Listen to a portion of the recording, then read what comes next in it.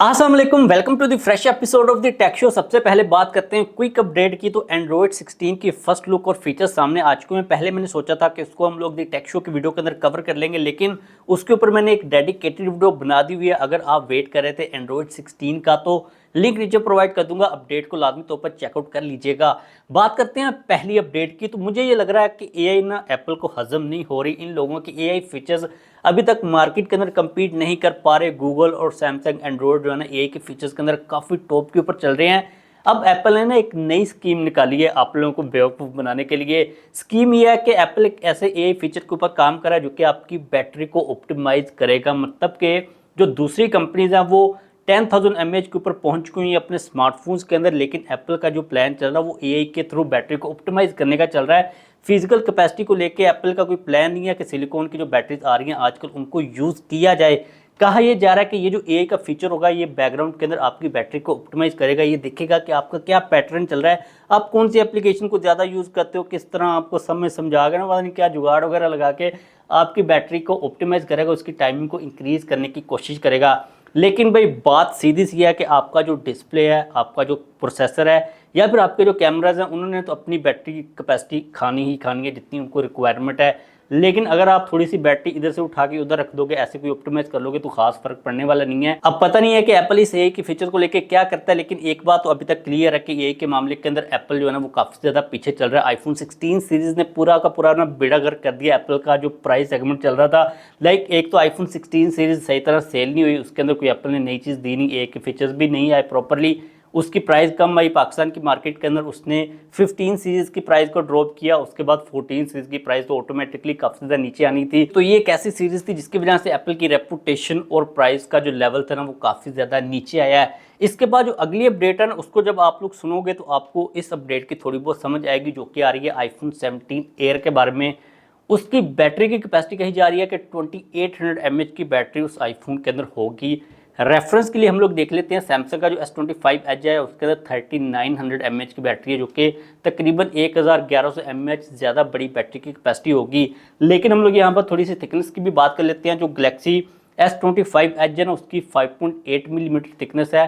IPhone के अंदर आप लोगों को 5.5 मिलीमीटर की थिकनेस मिल जाएगी, मतलब कि 0.3 मिलीमीटर का फर्क होगा, लेकिन 1100 mAh का फर्क एज का फिजिकल बैटरी के अंदर देखने को मिलने वाला है। अब इस स्मार्टफोन के लॉन्च इवेंट के अंदर एप्पल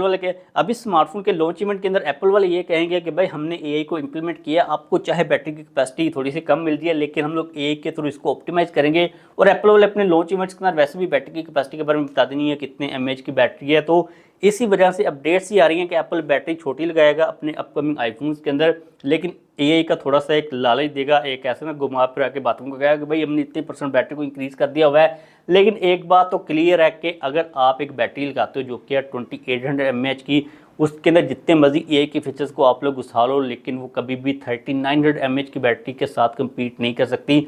जो फिजिकल गैप आ रहा है ना टेक्नोलॉजी के अंदर, केमिकल्स के अंदर, वो काफ़ी ज़्यादा बड़ा आ रहा है। तो यहाँ पर एप्पल को डेफिनेटली ये चीज़ सोचनी पड़ेगी कि 2006-7 के अंदर उन लोगों ने जो दूसरी कंपनीज के साथ किया था, लाइक नोकिया वगैरह के अंदर, सोनी एरिक्सन वगैरह के साथ, मोटरोला के साथ, अब ये काम एप्पल के साथ ना हो जाए। क्योंकि जो एंड्रॉयड की कैटेगरी है ना वो काफ़ी ज़्यादा डेवलप हो रही है, वो काफ़ी ज़्यादा ब्रांड्स आपस में कम्पीट कर रही होती हैं, इसलिए उनकी जो टेक्नोलॉजी है वो इंप्रूव हो रही है। एप्पल को इस बात के ऊपर थोड़ा सा शिकवा चल रहा है कि भाई हमारे पास प्रीमियम मार्केट है अमेरिका और यूरोप की, लेकिन भाई उन लोगों को भी ये चीज़ें काफ़ी समझ आ रही हैं। जब से सैमसंग के फ्लिप फोन्स आए ना या फिर दूसरी कंपनीज के भी आए हैं, वो लोग काफ़ी ज़्यादा शिफ्ट करने के बारे में सोच रहे हैं, लेकिन वहाँ पर एप्पल ने अपने सॉफ्टवेयर की वजह से उनको रिस्ट्रिक्ट करके रखा हुआ कि भाई आपको iOS की वो सपोर्ट नहीं मिलेगी। आपने अगर फाइल्स को ट्रांसफर करना है या फिर आपने आई मैसेज वगैरह करनी है तो वो गोरे शोरे इस चीज़ को लेकर काफ़ी ज़्यादा कंसर्न होते हैं, लेकिन एप्पल ने अपने सॉफ्टवेयर की वजह से लोगों को बांध के रखा हुआ है। हार्डवेयर वाइज अगर हम लोग देखते हैं तो ऐसी कोई चीज़ एप्पल यूनिक ऑफर नहीं कर रहा जिसकी वजह से लोग सिर्फ एप्पल के ऊपर स्टिक रह सके। तो जो चीज़ें हैं ना वो काफ़ी ज़्यादा इंटरेस्टिंग साइड के ऊपर जा सकती हैं अगर एप्पल को भाई इन चीज़ों की समझ ना आ सके। तो इसके बाद मूव करते हैं नेक्स्ट अपडेट के ऊपर, जो कि रियलमी के बारे में। तो भाई रियलमी GT7 को ग्लोबल मार्केट के अंदर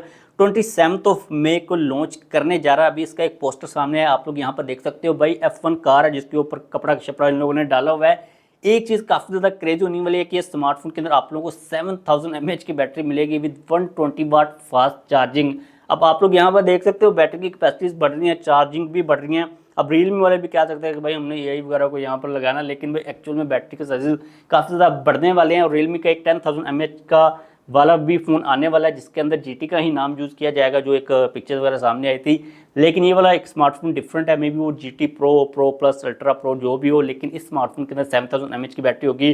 और ये चीज़ कही जा रही है कि MediaTek Dimensity 9400E का प्रोसेसर यूज़ किया जाएगा। बाकी कैमरास के बारे में इतनी ज़्यादा इन्फॉर्मेशन सामने नहीं है, डिस्प्ले के बारे में भी नहीं पता एग्जैक्टली तौर पर कि कौन सा डिस्प्ले का पैनल यूज़ किया जाएगा, कितना हायर रिफ्रेश रेट होगा। लेकिन क्या ये वाला स्मार्टफोन पाकिस्तान के अंदर आएगा या फिर नहीं आएगा, तो भाई रियलमी की ना कोई ख़ास ज़्यादा समझ नहीं आ रही। काफ़ी ज़्यादा चांसेस हैं कि स्मार्टफोन का एक कोई ना कोई वेरिएंट पाकिस्तान की मार्केट के अंदर लॉन्च किया जा सके। तो अगर आप लोग कोई थोड़ी सी अपर मिड रेंज की कैटेगरी के अंदर स्मार्टफोन रियलमी का वेट कर रहे थे, तो आप लोग डेफिनेटली थोड़ा बहुत वेट कर सकते हो। इसके अगर पाकिस्तान के अंदर आने के चांसेस हुए तो लिमिटेड स्केल के ऊपर उसको टाइमली ही पाकिस्तान के अंदर लॉन्च कर दिया जाएगा। अभी तक के लिए कोई एग्जैक्ट हम लोग कंफर्म नहीं कर सकते कि आएगा या फिर नहीं आएगा, क्योंकि अभी तक के लिए रियलमी का जो मेन फोकस चल रहा है ना, वो C सीरीज के ऊपर ही चल रहा है। क्योंकि रियलमी C71 को पाकिस्तान के अंदर लॉन्च करने वाला है, जिसके अंदर आप लोगों को 6300 mAh की बैटरी मिलेगी, साथ में 45 वाट की फास्ट चार्जिंग की सपोर्ट होगी। इस स्मार्टफोन का मेन फोकस बैटरी ही होगा। इसके अलावा आपको एवरी टाइप की स्पेसिफिकेशन मिल जाएंगी। लाइक वीवो का जो Y29 आया था वो भी बैटरी सेंटर की था,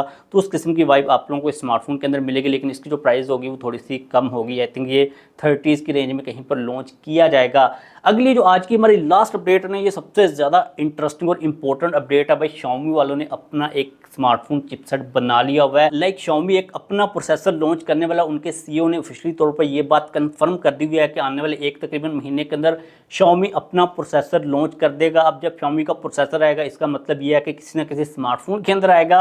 अगर हम बात करते हैं नाम की, तो ग्लोबल मार्केट के अंदर इसका नाम होगा X-Ring 01, जो कि 5nm के ऊपर बेस्ड होगा। इसकी परफॉर्मेंस को अगर हम लोग कंपेयर करते हैं स्नैपड्रैगन के किसी प्रोसेसर के साथ, तो ये चीज़ कही जा रही है कि स्नैपड्रैगन 8 Gen 2 का जो प्रोसेसर है, तकरीबन आप लोगों को उस किस्म की परफॉर्मेंस मिलने वाली है। ये Xiaomi का पहला प्रोसेसर है जो कि 5nm की टेक्नोलॉजी के साथ आ रहा है। और ये चीज़ आप लोगों को समझनी पड़ेगी कि जो प्रोसेसर बनाना होता है ना, वो काफ़ी ज़्यादा मुश्किल होता है। लेकिन इस प्रोसेसर के अंदर जो 5G की मॉडेम लगी हुई है वो Xiaomi ने यूनिसॉक से लिया। लेकिन भाई एक काफ़ी बड़ा ब्रेक थ्रू होने वाला Xiaomi के लिए, क्योंकि जब आप लोग अपनी हार्डवेयर को खुद बनाते हो ना, तो भाई आपके पास काफ़ी ज़्यादा कंट्रोल होता है। आप अपने सॉफ्टवेयर को ऑप्टिमाइज कर सकते हो। लाइक इसकी एग्जाम्पल हम लोग एप्पल से ले सकते हैं, क्योंकि एप्पल अपनी हार्डवेयर को खुद डिज़ाइन करता है, जिसकी वजह से एप्पल के पास काफ़ी ज़्यादा कंट्रोल आ जाता है। लेकिन जो मैन्युफैक्चरिंग होती है वो तो जाहिर सी बात है कि थर्ड पार्टी कंपनीज ही कर रही होती हैं। लेकिन एज़ कम्पेयर टू अगर आपने किसी और कंपनी से प्रोसेसर लिया है, उसके मुकाबले में अगर आप अपना प्रोसेसर बना रहे हो, तो काफ़ी चीज़ें पॉजिटिव साइड के ऊपर जा सकती हैं। लेट्स सी कि ये वाला स्मार्टफोन कब आता है जिसके अंदर Xiaomi का अपना पहला हार्डवेयर लगा हुआ होगा, और रियल लाइफ के अंदर इसकी परफॉर्मेंस किस किस्म की होती है, क्योंकि जो ऑप्टिमाइजेशन होती है वो भी काफ़ी इंपॉर्टेंट चीज़ होती है। लेकिन भाई Xiaomi जो है ना, वो काफ़ी मूव फॉरवर्ड जाने वाला है। इस वीडियो को खत्म करते हैं। जैसी कोई लेटेस्ट अपडेट आएगी आप लोगों के साथ मैं डेफिनेटली शेयर कर दूंगा। अगर आप लोगों का किसी किस्म का कोई भी क्वेश्चन हुआ तो पूछ लीजिएगा, जाने से पहले लाइक करके चैनल को भी सब्सक्राइब कर लीजिएगा।